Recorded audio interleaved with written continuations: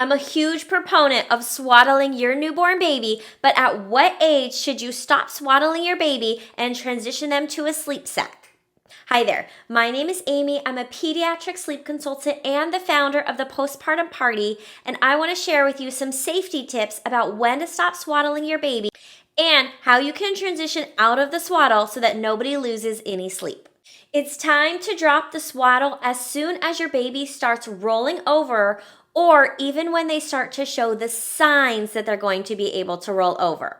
So I'll cover the signs in a minute, but we really want to transition our baby out of the swaddle once they start being able to roll over, because we want their arms and their hands free so that they can make sure to push themselves up if needed when they roll over.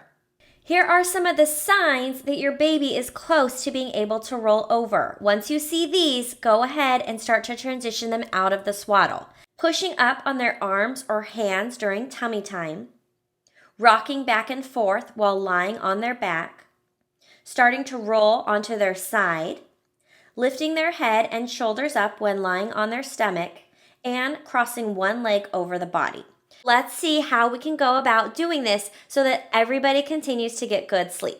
There's a couple different approaches that you can take depending on your baby's personality and your general preference as well. So the first option is to just go cold turkey. This means one night they sleep in the swaddle and the next night you just try their sleep without the swaddle. This is personally what we did for my daughter. She was a fairly easygoing baby and it just seemed easier than doing a slow transition. So if your baby is pretty mellow and has an easygoing temperament and you just want to rip off the Band-Aid and drop the swaddle cold turkey, this might be the way to go. So what you'll do, honestly, do your bedtime routine like normal. Put your baby down in a sleep stack instead of a swaddle and see how the night goes. I always recommend making changes like this at night versus nap time because the need for sleep is so much greater at nighttime and you have a better chance for your baby to fall asleep than you do for those short naps that they take. So go ahead, start that transition at night, and then the next day you can just go into not swaddling your baby at nap time. Other option is to swaddle your baby with one arm in and then one arm out.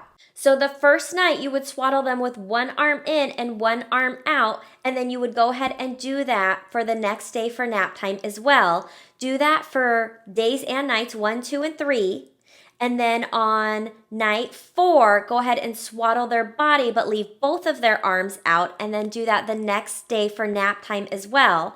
So nights 4, 5, and 6, you'll swaddle their body, but leave their arms out. And then on night 7, you'll go ahead and transition them to a sleep sack and not have them swaddled at all, and do the same thing for nap time. Some babies make this transition really easily without any setbacks, while other babies have more interruptions to their sleep. It's really going to depend on your baby's sleep habits and their temperament.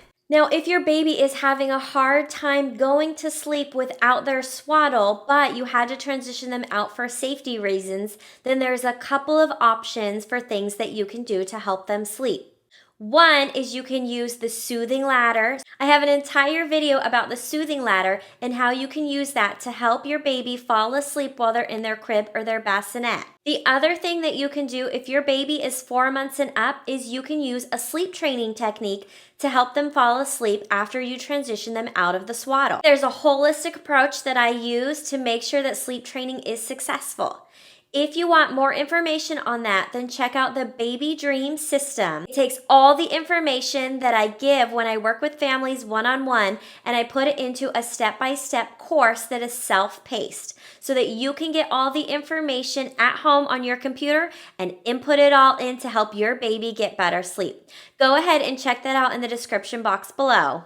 I know it can be nerve-wracking when your baby's ready to transition out of the swaddle, and you can worry about getting their sleep back on track if you've experienced some interruptions, but I promise that it's a temporary setback and there are things that you can do to help your baby get sleep without being in the swaddle. If you have any questions about your baby's sleep, how to make this transition out of the swaddle, or what to do if they're struggling with this transition, then go ahead and leave those in the questions below. Sweet dreams!